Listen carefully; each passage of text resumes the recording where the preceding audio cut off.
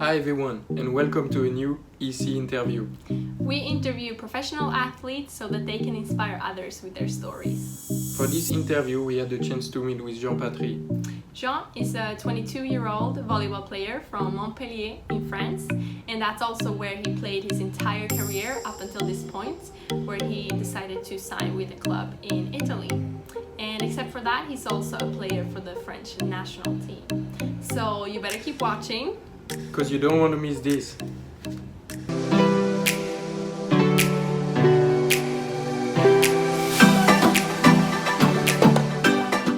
Bonjour Jean et merci à toi d'avoir accepté notre invitation. Avec plaisir.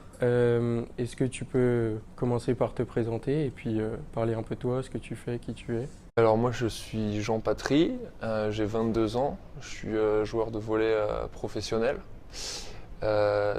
J'étais à Montpellier, je joue à Montpellier et je suis aussi en équipe de France. L'année prochaine je pars en Italie jouer, mais voilà, pour le moment c'est ça, je suis sportif professionnel, volleyeur professionnel. Du coup, quand est-ce que tu as commencé le volley et pourquoi? Alors j'ai commencé le volley à l'âge de 8 ans, donc c'est assez tôt finalement. Pourquoi j'ai commencé le volley? Parce que mon père était volleyeur aussi, il était aussi en équipe de France, il a été coach, entraîneur, joueur. J'ai toujours baigné dans ce milieu du volley depuis que j'étais tout petit, je l'accompagnais aux entraînements, j'étais dans la salle, je voyais du volley, j'ai toujours évolué dans ce monde du volleyball. Et à l'âge de 8 ans, j'ai eu envie d'essayer, il m'a jamais forcé, et j'ai eu envie d'essayer et ça m'a bien plu. Donc naturellement j'ai continué quoi.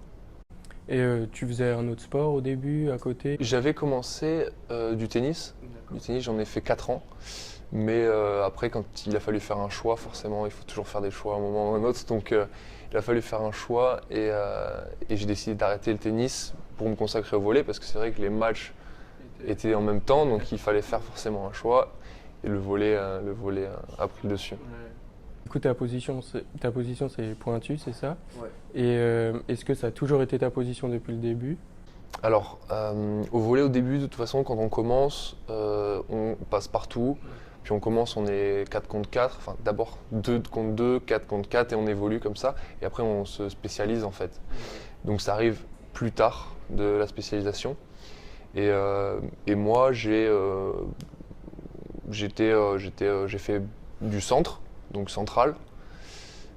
J'ai fait réceptionneur attaquant et j'ai fait pointu.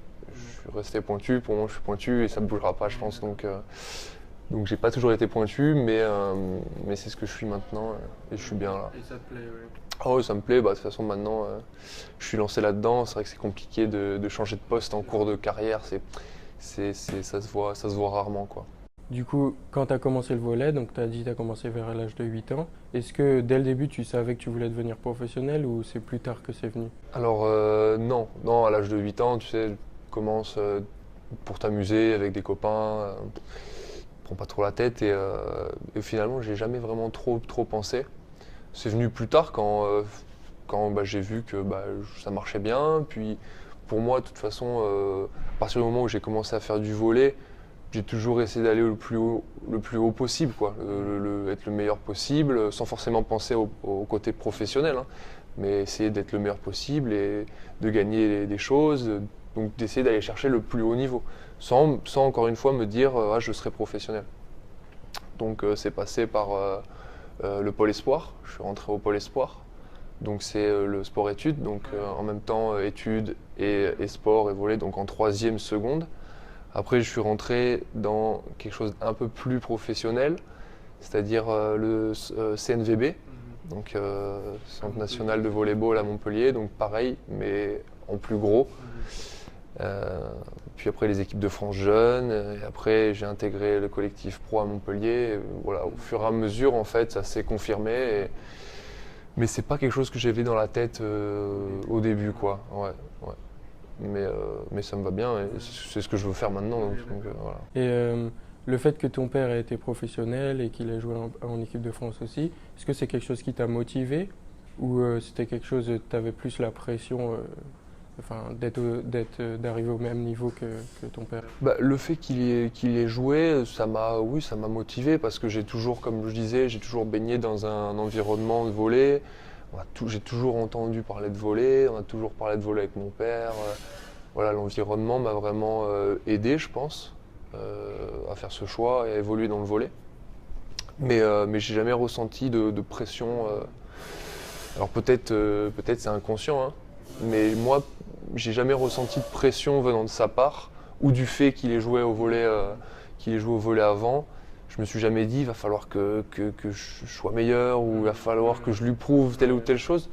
Après, peut-être il y a des choses inconscientes qui se passent aussi dans la tête d'un sportif de haut niveau par rapport à des antécédents familiaux, de sport, machin.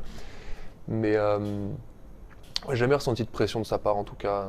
Mais au contraire, ça m'a plutôt même aidé, je pense, parce que c'est une réelle, mon père, c'est une réelle aide dans mon parcours de volleyeur professionnel, puisqu'il apporte en plus vraiment un regard sur ce que je fais et assez objectif en plus, même très objectif, des fois j'en suis surpris. Donc ouais, donc pas de pression, mais justement quelque chose qui m'a aidé, quoi. Ouais, d'accord. Plus un allié, Ouais, à donner ouais, des ouais. conseils Ouais, ouais. et à dire là t'as pas été bon aujourd'hui. Voilà, il sait dire les choses, voilà, il est objectif comme je disais, et ça m'a aidé, ça m'a porté, et ça continuera de m'aider, j'imagine. Bon, c'est bien, tant mieux. Donc comme tu l'as dit, tu as toujours été à Montpellier depuis tes débuts. Qu'est-ce que ça fait pour toi de commencer en tant qu'amateur et d'aller jusqu'à professionnel dans le club, dans ton club formateur où tout a commencé? Ouais, donc ouais, j'ai commencé à Montpellier à 8 ans, et c'est vrai que j'ai toujours resté licencié au Montpellier volley jusque là maintenant. Je vais devoir partir maintenant en Italie, il est temps. Mais ça m'a fait quelque chose de fort parce que je suis un peu l'enfant du club, entre guillemets. J'ai vécu des très belles choses avec Montpellier, vraiment de super souvenirs, et ça montre un peu l'évolution que j'ai pu avoir entre 8 ans et maintenant 22 ans. C'est quand même une belle période. Et je suis assez fier d'avoir pu jouer à Montpellier dans ce club. Et d'avoir pu contribuer aussi à l'amener à un niveau supérieur. Et je suis content de ça, et j'oublierai pas maintenant. Et maintenant je m'en vais pour voir d'autres choses évoluer aussi, parce qu'à un moment on en a besoin aussi. Donc c'est ce que j'allais te demander. Tu viens de signer à Top Volley Latina, c'est ça, en Italie. Du coup pour toi c'est un cap, c'était un passage obligé d'aller à l'Italie? Ben ouais, les deux, c'est un cap, c'est un passage obligé. Malheureusement, en France, et le volley en France ne te permet pas de rester dans ton pays. Pour évoluer, il faut partir, parce que les championnats sont plus intéressants ailleurs, notamment en Italie, Pologne. Parce que tu vis mieux aussi, parce que les conditions dans les clubs sont bien meilleures, les contrats aussi sont meilleurs, forcément c'est des choses à prendre en compte. Donc tout est réuni pour partir à un moment ou un autre, même si le championnat français est un très bon championnat, mais à un moment, si on veut évoluer et passer un cap justement, il faut penser à partir et aller voir ailleurs. Mais c'est un bon passage dans la vie d'un sportif de haut niveau et dans la vie d'un homme aussi, puisque même si on enlève le volley, c'est aussi partir de chez soi. Moi qui ai toujours été à Montpellier, c'est partir de chez soi, aller faire des découvertes, des rencontres, aller voir autre chose. Donc niveau nouvelle langue aussi, c'est très intéressant d'ailleurs l'italien. Donc niveau sportif et niveau en dehors du sport et niveau côté humain, c'est deux caps à passer, et qui sont vraiment très intéressants dans la vie d'un homme et d'un sportif. Le fait de partir à l'étranger, est-ce que c'était quelque chose que tu avais déjà dans le coin de la tête depuis plusieurs années, ou au contraire ça s'est fait, voilà, tu as eu l'opportunité, hop, ça s'est fait en plusieurs jours? En fait, depuis... je le savais, moi quand j'étais plus jeune, je savais que les championnats Italie-Pologne étaient plus intéressants, meilleurs, tout ça. Donc je savais que si un jour j'allais au plus haut niveau, il fallait que je passe par ces championnats. Donc ça a toujours été dans le coin de ma tête, oui, j'imagine. À partir du moment où je savais que le volley allait devenir mon métier, je savais qu'à un moment il fallait partir. Et j'étais préparé, entre guillemets, à ce qu'un jour, je doive partir, quoi. Toi, personnellement, tes objectifs, on va dire sur le court terme, donc dans ton nouveau club, mais aussi sur le long terme, est-ce que t'en as déjà dans la tête un peu? Du coup, le Latina. Latina, c'est sûr que ça va être nouveau pour moi. C'est pas mal de pression aussi. C'est vrai que, comme on le disait tout à l'heure, je quitte mon environnement, mon cocon un peu. Je quitte ma famille, je quitte mon club, machin truc. Donc l'objectif là, ça va vraiment être de bien jouer, là, de faire une bonne saison. Ça va être très dur parce que toutes les équipes sont fortes en Italie, que tu joues tous les week-ends pour le maintien. Donc ça va être un objectif d'essayer vraiment de bien performer personnellement, après collectivement avec Latina. Puis à long terme, c'est d'évoluer au mieux possible en apprenant chaque jour, chaque entraînement et pouvoir essayer d'aller jouer dans les meilleurs clubs du monde, essayer de performer avec l'équipe de France, d'aller chercher des titres avec l'équipe de France. Si on parle de plus long terme, il y a Paris 2024 qui j'aimerais pouvoir le jouer celui-là. Sachant que tu auras que 27 ans, on va dire, donc Ouais, 27, on a tendance à dire qu'au volley,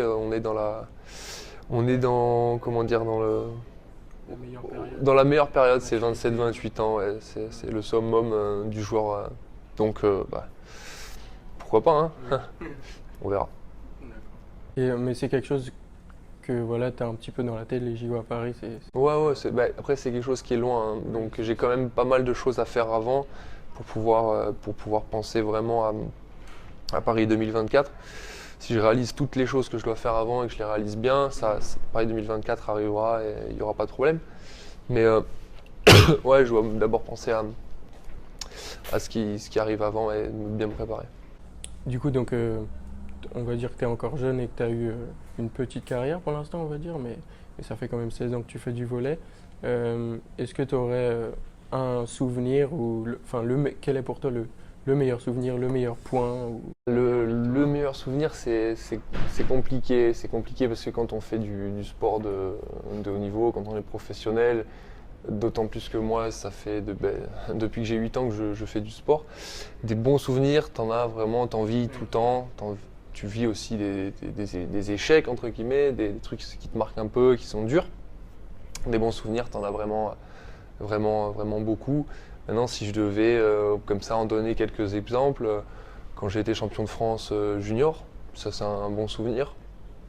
Ma première saison avec Montpellier en tant que titulaire, qui a été vraiment incroyable. Incroyable. Quand je repense à cette saison, je suis un peu mélancolique parce que vraiment c'est une saison mais incroyable, quoi. Même si à la fin finalement on a un peu trébuché à la fin et que on perd en quart des playoffs. On a déroulé sur toute la saison. On n'a jamais perdu à la maison. On a fait les salles étaient remplies contre Paris, Tours, et on gagnait. Alors que c'était la petite équipe qui venait de se construire avec le petit jeune à la pointe, quand même un poste de responsabilité. Et voilà, donc ça c'est une saison. Cette saison, je l'oublierai pas. C'est vraiment une saison qui restera gravée. D'autant plus que c'est ma première en plus. Donc, vraiment super souvenir cette saison et je suis vraiment super content de l'avoir vécu avec des très très bons joueurs. Donc ouais, ça. Puis petit truc rigolo, moi, un petit souvenir si on parle de points, sur la finale de la VNL l'an dernier, j'avais fait une manchette qui avait fait un point, une petite action un peu sympa. Ça, c'est bon souvenir aussi, même si on a perdu la finale contre la Russie qui était plus fort de toute façon. C'est des petits trucs qui te marquent parce qu'en plus tout le monde en parle après, ça fait le tour des réseaux. Ouais,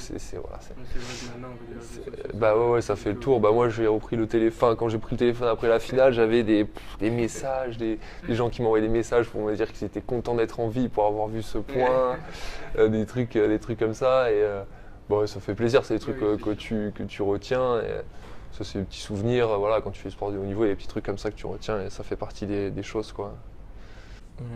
Donc ça, c'est les bons souvenirs, mais comme tu en as parlé, il y a aussi des moments un peu plus difficiles.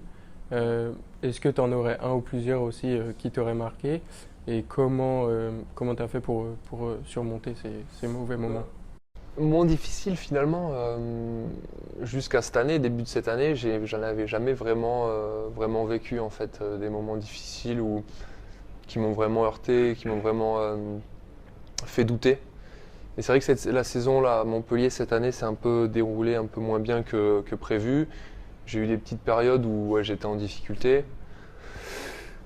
Donc ouais, il y a voilà, des périodes de cette année qui m'ont un peu marqué et qui font partie des moments difficiles d'un sportif de haut niveau parce qu'on ne peut pas toujours être là-haut, il y a des hauts, il y a des bas, il faut savoir faire avec et apprendre de tes erreurs, de tes échecs, de ces moments-là pour pouvoir avancer. Donc ouais. C'est vrai que cette année par exemple avec Montpellier, même si je pense qu'on ne fait pas une mauvaise saison, que je ne fais pas une mauvaise saison, j'ai eu des moments où j'étais un peu moins bien, ou peut-être que j'étais pas là où on m'attendait. Mais ouais, cette année peut-être un peu compliquée sur certains matchs, quoi. Sinon après des gros moments difficiles de doute ou ouais, j'en vois pas vraiment des vrais échecs finalement. J'en vois pas. Pour le moment, je croise les doigts, mais il y en aura un moment. Forcément, il y aura des choses très très compliquées. Pour le moment, j'ai pas vécu ça. D'accord. Et tu penses avoir grandi du coup après cette saison? Tu penses te dire, bah voilà, si jamais ça arrive encore, je serai plus fort. Ouais, je pense on apprend toujours de ce genre de moments. J'ai fait un travail, hein, moi, personnel, pour savoir qu'est-ce qui m'arrivait, entre guillemets. Qu'est-ce qui se passait, pourquoi, donc beaucoup de questions. Et c'est vrai que tu travailles petit à petit. Et je pense que oui, j'ai grandi par rapport à ça. Maintenant, je pense que je sais reconnaître un moment comme ça qui arrive, qui est un peu plus dur, et je sais peut-être le combattre, ce moment dur. Mais c'est mental, et dans le sport, tout est très très mental. Donc ouais, je sais reconnaître ces moments, le combattre, utiliser des techniques un peu pour combattre ces moments, s'échapper, voilà. Mais grâce à cette saison aussi, je pense, et relativiser surtout beaucoup ce qui arrive aussi. Voilà, donc pas prendre trop la tête Non, ouais, entre guillemets, ouais, pas prendre trop la dire, tête. voilà, on continue à travailler.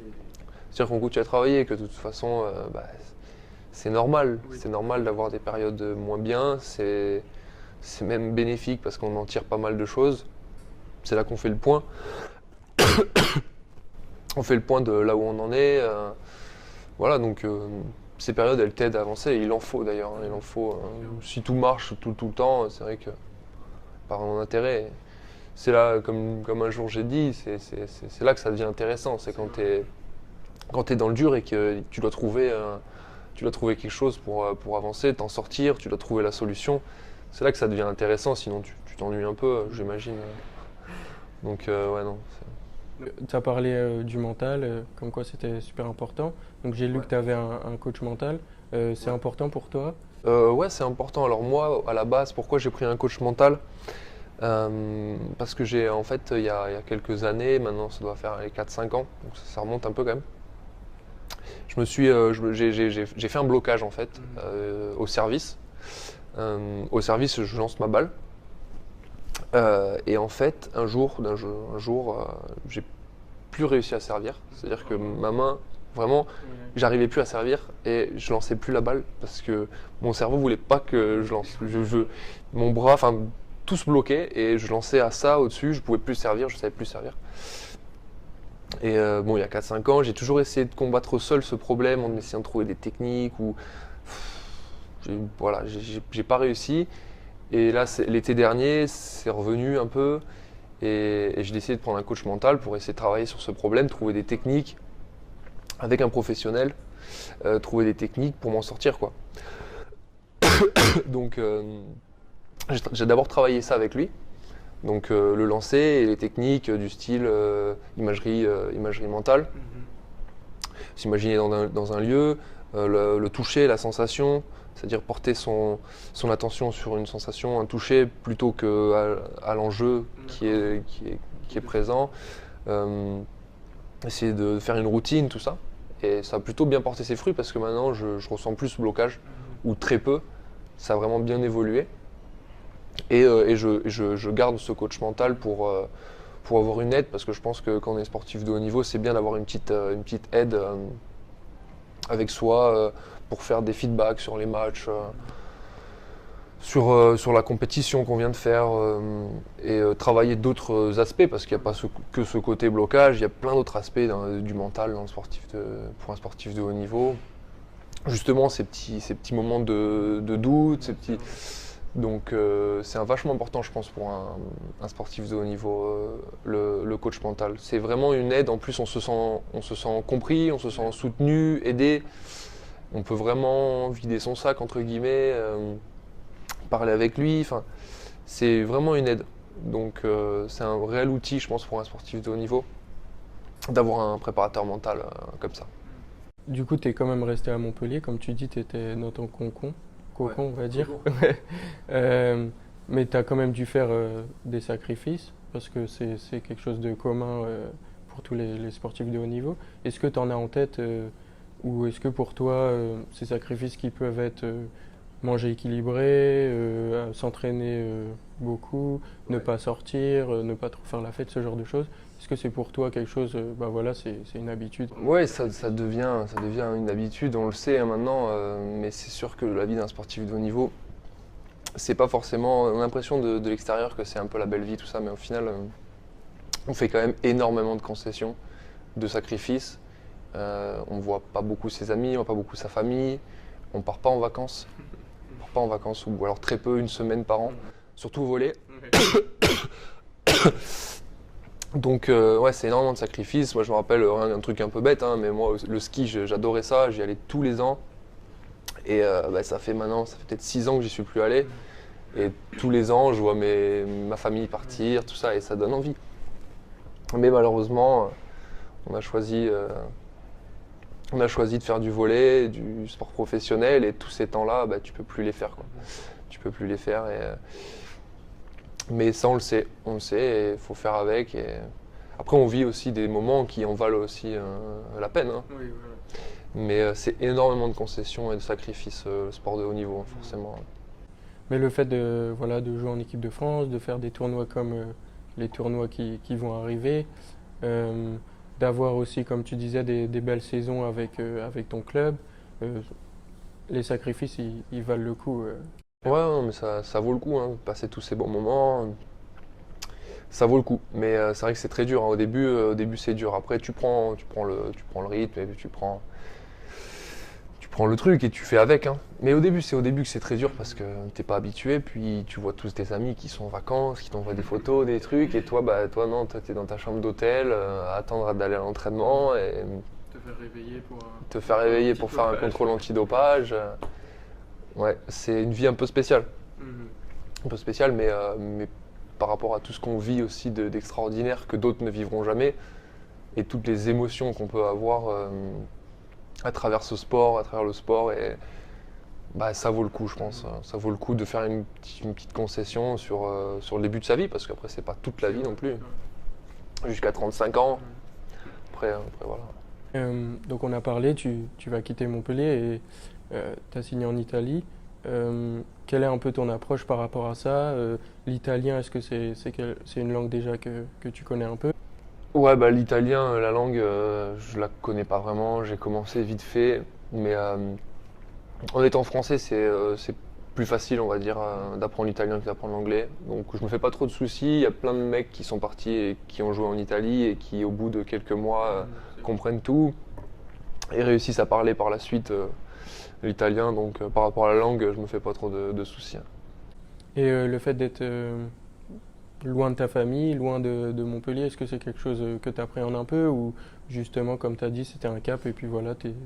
Ouais, non, mais j'appréhende parce que j'ai toujours été là-bas, j'ai toujours été dans ce cocon, j'ai toujours été avec ma famille. En plus, à Montpellier, là, j'étais chez mes parents, j'ai pas d'appartement, j'étais pas seul, donc ça va être une grosse marche. C'est une grosse marche à tout niveau, hein, à tout niveau sportif. Le niveau monte d'un cran, les exigences montent d'un cran. Le fait que c'est la première fois que je vais partir seul quelque part, je vais avoir mon appart, il va falloir que je gère la nourriture, enfin tout ce qui va avec, tout l'appart. Donc à tout point de vue, c'est une grosse marche là qui m'attend, quoi. Donc on peut parler encore une nouvelle fois de sacrifice. Ouais, mais celui-là, à la limite, ce sacrifice-là, il est bon parce que, comme je disais, tu évolues dans la vie d'un homme. C'est aussi important aussi à un moment de s'en aller de chez soi, quitter sa famille, quitter ses repères, quitter son cocon pour pouvoir sortir de ta zone de confort. Ouais, c'est ça.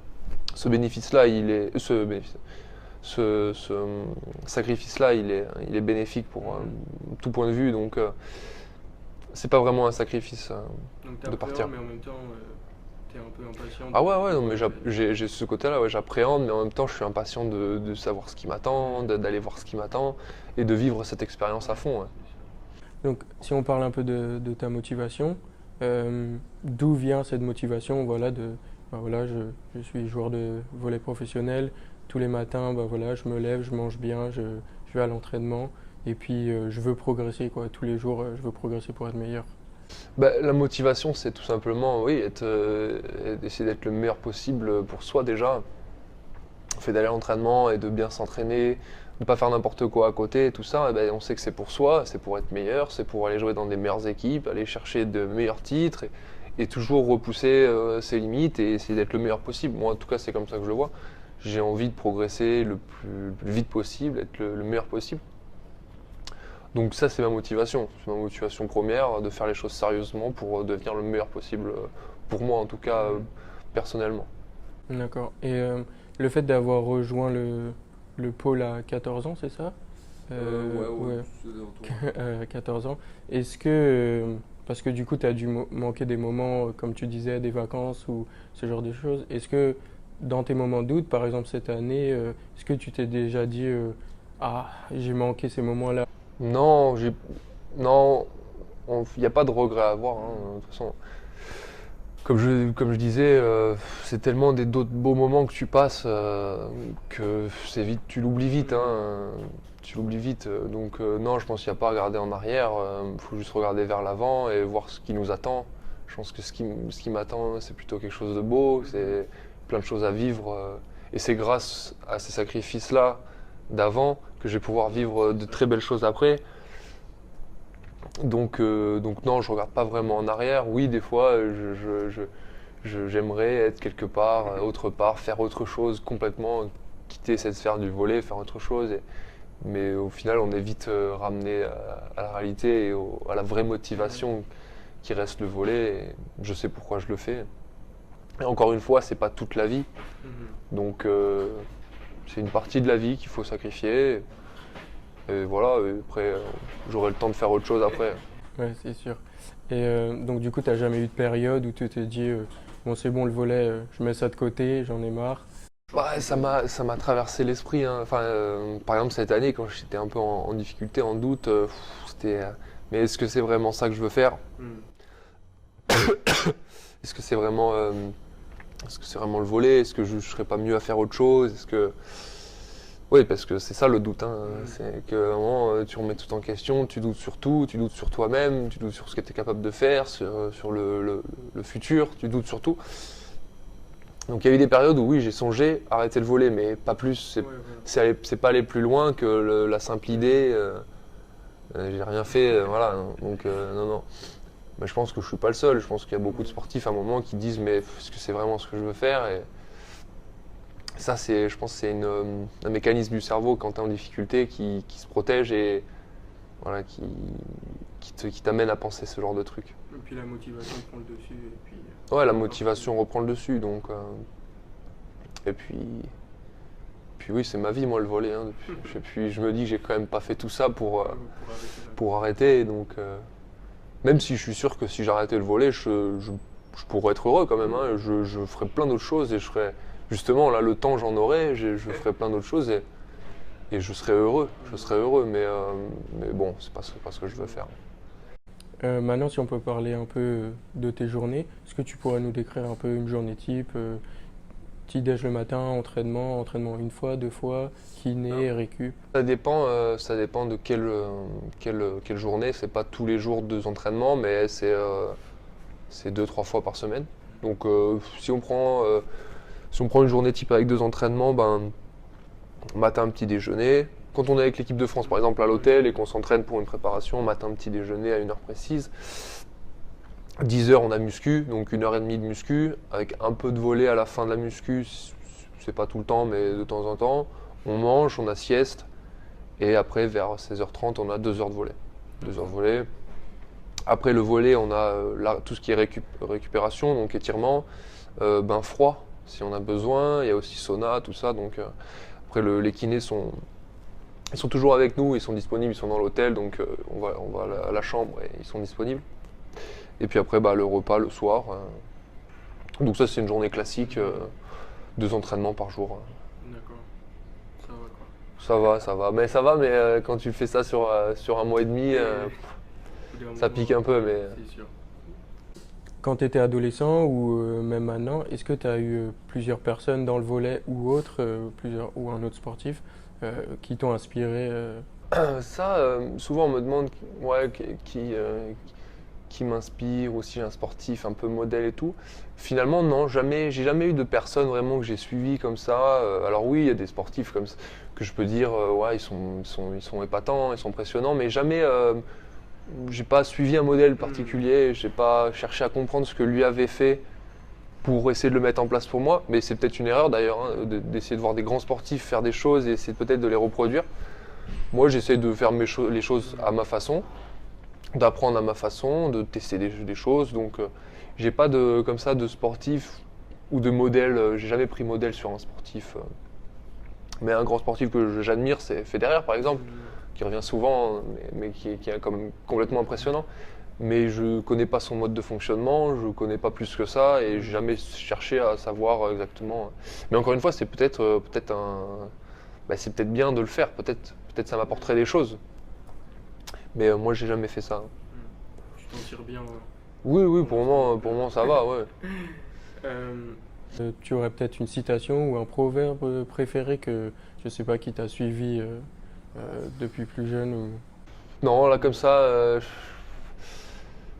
j'en ai pas qui me viennent.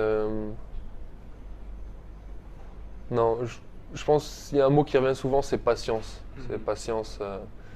C'est juste un mot, c'est pas une citation, mais patience, ça veut dire beaucoup de choses, je pense. Ça veut dire beaucoup de choses. C'est la patience dans le travail, la patience dans la vie. La patience, ça revient beaucoup. Et des fois, je suis impatient. Pour beaucoup de choses, hein, je suis impatient. Et me rappeler ce mot à chaque fois, ça me fait quelque chose, parce que je pense c'est très important. Et si tu es patient, c'est pas mal quand même. Donc maintenant, donc ça fait un moment que tu joues en équipe de France et que tu es professionnel. Sur Instagram, par exemple, on va dire que tu as 10 000 abonnés. Est-ce que pour toi, tu te considères comme un exemple à suivre? Est-ce que du coup, ton comportement sur les réseaux, sur le terrain, tu dis, bah voilà, faut que je sois exemplaire? Ouais, ben alors, c'est vrai que de ce fait de cette couverture médiatique, on va dire, et c'est vrai qu'il faut quand même gérer un petit peu son image. Moi, j'essaye de ne pas le faire trop. J'essaye d'être le plus naturel possible, en tout cas sur les réseaux sociaux, j'essaie d'être naturel. Parce que bien sûr, tu peux pas tout montrer aussi de ta vie et des choses que tu gardes pour toi. Mais après, le fait d'être peut-être un modèle où j'ai pas ce sentiment, je pense qu'il y a peut-être des gens qui m'aiment bien, qui me suivent et qui m'admirent. Moi, je suis content je suis content, mais j'essaye pas d'être un modèle pour tout le monde, quoi. J'essaie juste d'être moi-même, en fait, et en même, j'imagine, en même parce que je suis moi-même. Et ouais, donc voilà. Et est-ce que ça fait aussi partie de ta motivation Ouais, souvent on reçoit des messages, on reçoit pas mal de messages. On peut pas répondre à tout le monde, hein, forcément, mais j'ai reçu pas mal de messages qui t'encouragent, même dans les moments difficiles, hein, des gens qui m'ont encouragé. Ça fait partie des choses qui te servent aussi à prendre de la confiance, gagner de la confiance dans les moments difficiles. On t'est soutenu, et non, c'est pas mal pour ça. Et A contrario, j'ai jamais reçu de message de haine ou négatif. Enfin, mis à part des fois quand on perd un match. Il y a des gens qui t'envoient des messages très très vulgaires parce qu'ils ont parié et que tu leur as fait perdre le pari, mais c'est rare. Et tu les prends pas en compte, ces messages-là. Donc ouais, moi je retiens les messages positifs que je reçois. Et est-ce que tu as déjà pris conscience que tu pouvais inspirer une jeune fille qui fait du volley ou un jeune garçon aussi Oui, je pense que je peux les inspirer. Je suis content si s'il y a des personnes qui me prennent un peu comme modèle. Mais en étant sportif de haut niveau, de toute façon, tu inspires forcément quelqu'un. On t'est regardé, donc. Mais si j'inspire des gens, je suis vraiment content. Je suis vraiment content. Il n'y a pas d'autres mots. Je suis content. Est-ce que, je sais que tu es encore très jeune et ta carrière est encore longue, mais est-ce que tu as déjà pensé à ce que tu voulais faire après? Non, pas vraiment. Moi, j'ai arrêté les études d'ailleurs parce que justement, je me suis dit que j'allais tout donner sur le volley et que j'allais me consacrer à fond dans le volley parce que je pensais que faire les deux en même temps, c'était pas vraiment possible. Et que faire les deux en même temps, je pense que tu fais pas. Voilà, les deux, il y a un truc que tu fais pas bien dans l'histoire. Donc, j'ai décidé de me consacrer entièrement au volley. Donc, j'ai mon bac quand même, mon bac S mention. Mais j'ai rien préparé pour après. Je pense qu'aussi que j'ai fait ce choix-là parce que ce sera dans longtemps. Ce sera, j'espère, le plus tard possible, vers 35. 40 ans, c'est pas possible, mais 35 ans, et que d'ici là, beaucoup de choses auront évolué, j'aurai beaucoup de portes qui se seront ouvertes, j'imagine. Donc il y aura beaucoup de choses qui auront changé. Donc je pense que c'est aussi dur de préparer quelque chose maintenant pour après, sachant qu'il y a énormément de choses qui auront changé, des opportunités, des trucs. Donc je sais pas ce que je vais faire après. Je pense pas que ce sera en rapport avec le volley, entraîneur ou quoi. Moi, pour le moment, ça me tente pas trop. Peut-être qu'à un moment, j'aurai envie, mais je pense que j'irai faire autre chose et que j'irai penser à autre chose, quoi. En général, qu'est-ce que tu penses que le volley et le fait d'être professionnel t'a apporté dans ta vie de tous les jours? Ah, c'est complexe, je dirais de la rigueur. Rigueur, je pense pas mal de respect aussi, de professionnalisme dans ce que tu fais, de confiance en soi aussi. Parce que quand tu fais un sport de haut niveau, c'est quand même une pièce importante, la confiance en soi. C'est ce qui te permet d'être très fort, la confiance en soi. Donc je pense que ça m'a apporté ça aussi dans la vie de tous les jours, parce que ça se retranscrit. Mais ouais, la rigueur aussi, la rigueur dans tout ce que tu fais, parce que quand tu es sportif de haut niveau, sportif professionnel, tu as besoin d'être rigoureux à l'entraînement, mais aussi à côté, parce que si tu es rigoureux qu'à l'entraînement et qu'à côté tu fais n'importe quoi, bah, ça risque d'être compliqué. Donc la rigueur, ouais, la rigueur. Puis énormément plein d'autres trucs, rigueur, respect, humilité aussi. Toutes les bonnes valeurs, je pense. Vraiment, le sport, c'est ça. Hein. C'est vraiment une école de la vie, mais ça, j'en suis vraiment persuadé, quoi. C'est comment tu évolues dans le sport, c'est vraiment, ça t'aide à évoluer dans la vie aussi. Hein. Si tu devais donner un ou plusieurs conseils aux personnes qui nous regarderaient ou aux plus jeunes qui voudraient devenir professionnels aussi, ou qui ont un rêve, que ce soit dans le sport ou en dehors, quel serait le conseil ou les conseils? Il faut être, comme je disais, je pense qu'il faut être rigoureux. Il faut être rigoureux et aussi savoir relativiser de temps en temps.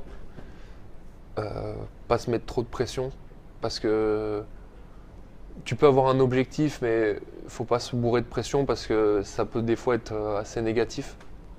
Moi, je le vois par exemple quand j'ai pas de pression et quand j'arrive à jouer libéré sans pression que je suis le meilleur.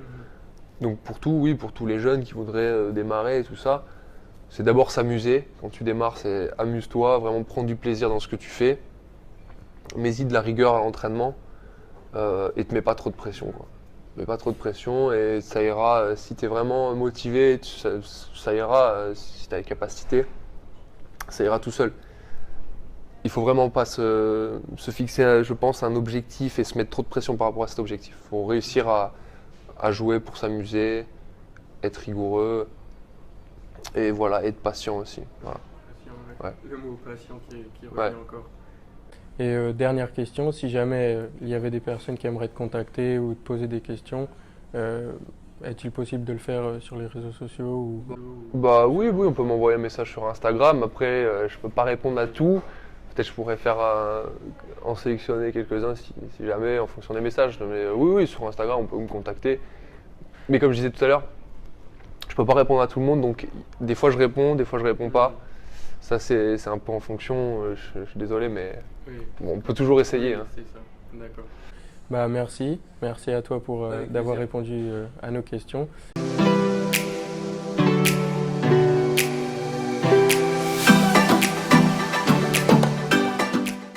Thank you for watching that video.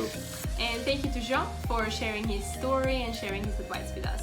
If you haven't subscribed to our channel, now is the time to do it. Click on that red button and subscribe to us. Also, don't forget to like, comment and share. Also, if you want to follow Jean and if you want to follow us on social media, you can find all the links to that in the description below. Just right there. Stay connected now because the next video is coming really soon.